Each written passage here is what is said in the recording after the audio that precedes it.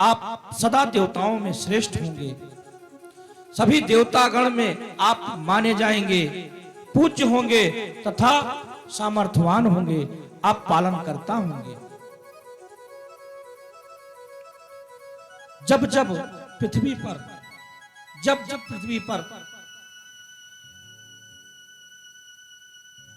पृथ्वी का भार बढ़ेगा, दैत्य अत्याचार करेंगे, तब तुम्हें अवतार लेना पड़ेगा। मानसकारों ने लिखा है, जब जब हो ही धर्म के हानि, जब जब होए बाढ़े असुर अधम अभिमानी, बाढ़े असुर अधम अभिमानी, तब तब प्रभु धर विविध शरीरा, तब प्रभु धर विविध शरीरा, हरहि कृपा निधि सज्जन पीरा, हरहि कृपा निधि सज्जन पीरा। श्री राम जय राम जय जय राम, श्री राम जय राम, जय जय राम। और गीता में लिखा है, यदा यदा हि धर्मस्य ग्लानिर्भवति भारत, अभ्युत्थानं धर्मस्य तदात्मानं सृजाम्यहम्। भगवान ने कहा कि जहां धर्म का पतन होगा, अधर्म की प्रधानता होगी, तब मैं अवतार लूंगा। परित्राणाम साधूनां विनाशाय च दुष्टकृतां, धर्म संस्थापनार्थाय संभवामि युगे युगे। हे अर्जुन, भक्तों का उद्धार करने के लिए, दुष्टों का विनाश करने के लिए, पुनः धर्म की स्थापना करने के लिए मैं युग युग में अवतार लूंगा।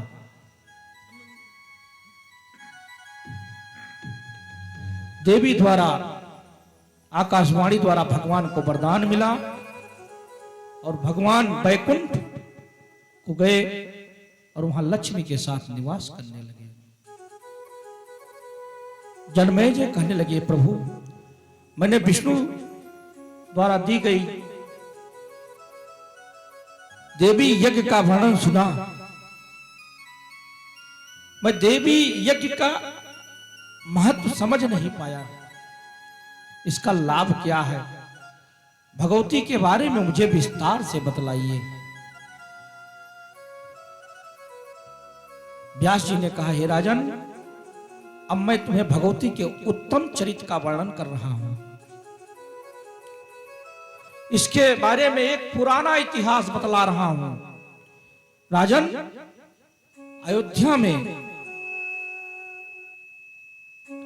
अयोध्या नगरी में एक धर्मात्मा, सत्यनिष्ठ महाराजा, पुण्य के पुत्र ध्रुव संधि नाम के बहुत प्रतापी राजा थे। कौन था भैया सुभान जी? कौन था? आचार्य जी कौन था? हाँ?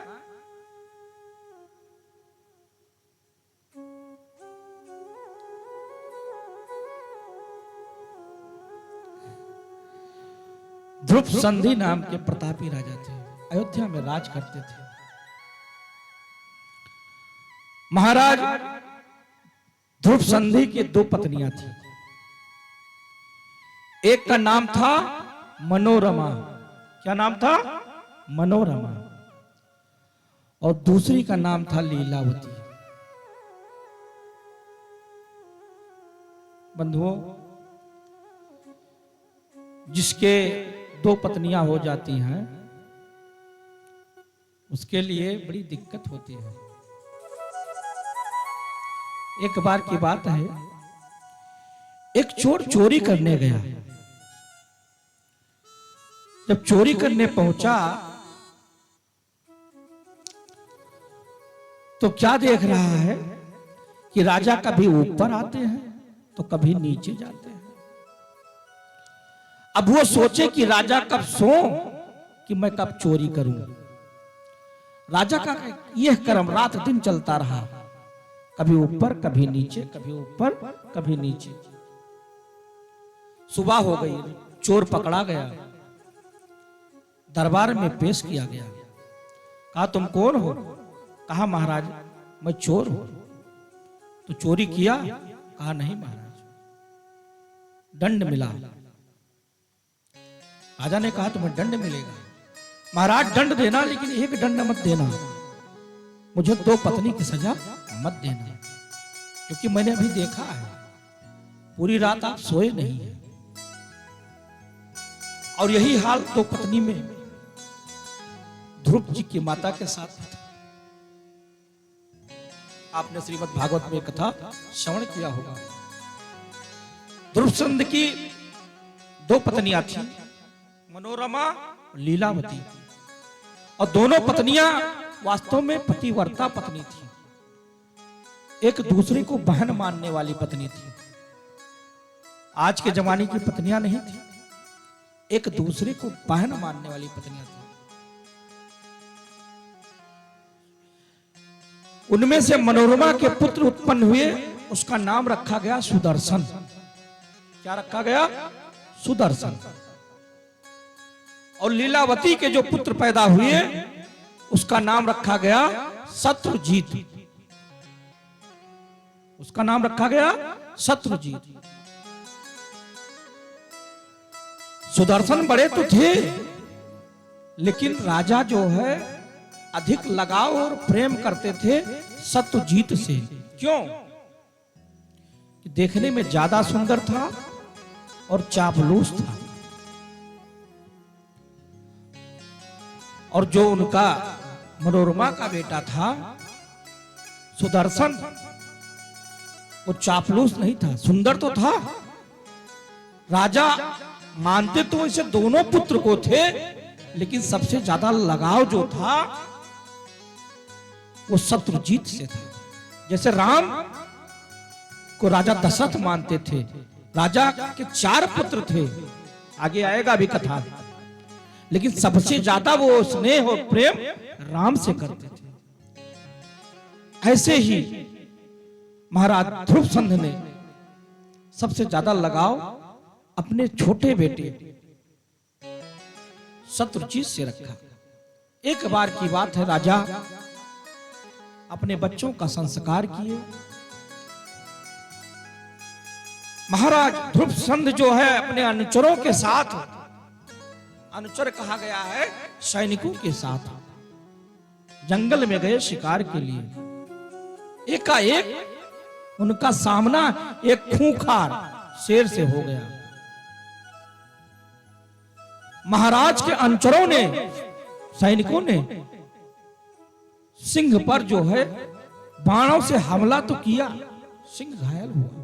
अब घायल सिंह बड़ा खतरनाक होता है।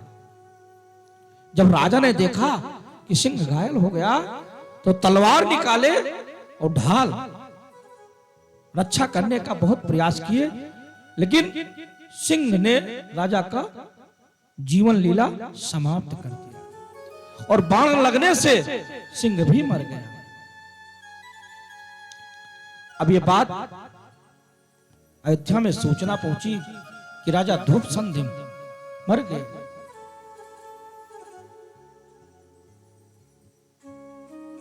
अब राजा ध्रुवसेन की मृत्यु हो गई।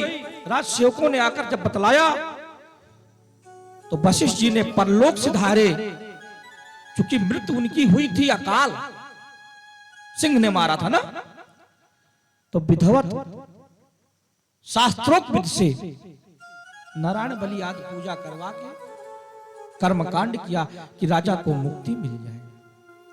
अब ये हो कि राज दिया किसको जाए?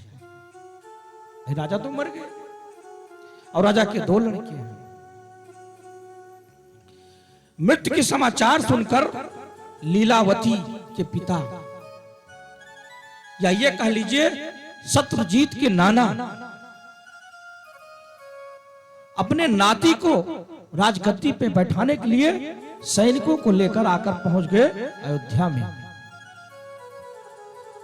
और उधर मनोरमा के पिता कलिंगाधिपति, कलिंग के राजा, राजा वीरसेन भी वहां पर आ गए। दोनों अपने अपने नातियों को राज सिंहासन पर बैठाने के लिए उत्सुक थे कि मेरा नाती बैठे, और वो सोचे मेरा नाती बैठे। इससे दोनों की सेनाएं युद्ध के लिए परस्पर खड़ी हो गई। तभी वहां पर जब यह संदेश पहुंचा, सिंहवेरपुर के निषादगण जान पाए कि राजा मर गए, तो उन्होंने धावा बोल दिया कि चलो हम लोग राज लूट लेते हैं। और निषादों ने राज लूटने के लिए धावा बोल दिया। और इधर जो है शत्रुजीत के नाना, जिनका नाम था युद्धाजित, और वीरसेन में युद्ध होने लगा। बहुत युद्ध, भयंकर युद्ध हुआ। मरने कटने लगे सब। अधिक समय तक भारी वर्षा, भारी भीषण युद्ध होने के बाद युद्धजीत ने अपने तीक्ष्ण बाणों से